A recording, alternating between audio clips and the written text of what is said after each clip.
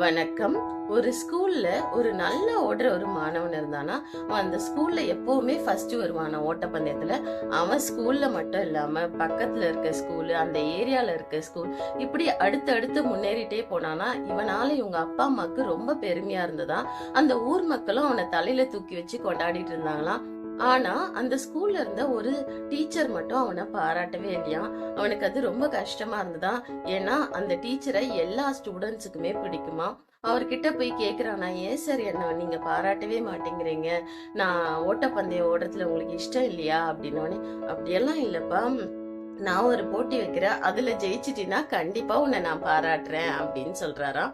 சரிங்க சார், நீங்க என்ன சொல்றீங்களோ செய்யறேன் அப்படின்னு சொல்லிட்டு அவர் ஆசிரியர் போய் 2 பேரை கூட்டிட்டு வராராம். அதுல முதலானவர் எப்படி இருந்தார்னா, நடக்கவே முடியாத கஷ்டப்பட்டு இருக்க ஒரு வயசானவர், இன்னொரு பெண்மணி வந்து கண் பார்வையற்றவங்க. இவங்க 2 பேரையும் கூட்டிட்டு வந்து இவங்க கூட தான்ப்பா உன் போட்டி அப்படின்னு நிக்க வச்சாராம். அப்போ விசில் ஊதுறாங்களாம். ஒரு 5 செகண்ட்ல அவன் அந்த தூரத்தை கடந்துட்டு வெற்றி வாகை சூடிறானா. ஆனா அப்போ யாருமே அவனுக்கு கைத்தட்டவும் இல்ல, பாராட்டவும் இல்ல. அவனுக்கு ஒண்ணுமே புரியல. இப்போ அவங்க சார் கிட்ட போய் கேக்குறான், நான் என்ன சார் பண்ணி வச்சீங்க, யாருமே பாராட்ட மாட்டாங்க, இவ்ளோ நாள் பாராட்டிட்டு இருந்தவங்க இப்ப யாருமே பாராட்ட மாட்டாங்களே அப்படின்னு கேட்டவனே, போட்டி இது இல்ல தம்பி, அந்த 2 பேரையும் கையில பிடிச்சிட்டு இந்த தூரத்தை நீ கடந்து வரணும், இதுதான் போட்டி அப்படின்னு சொல்றாராம். சரின்னு சொல்லிட்டு சார் சொன்னாரேன்னு போயிட்டு அவங்க 2 பேரையும் கையில பிடிச்சிட்டு காலை எடுத்து ஒரு அடி வைக்கிறானா. அந்த முதியவரால காலை தூக்க கூட முடியலையாம்.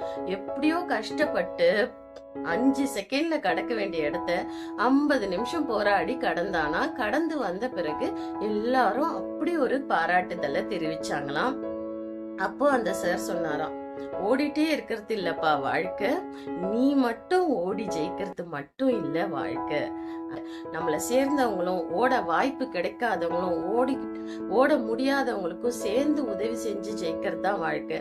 அதாவது ஒரு நல்ல மனிதனா நீ முதல்ல இருக்கணும்ன்றத புரிய வச்சாராம். நன்றி. வாழ்க வளமுடன்.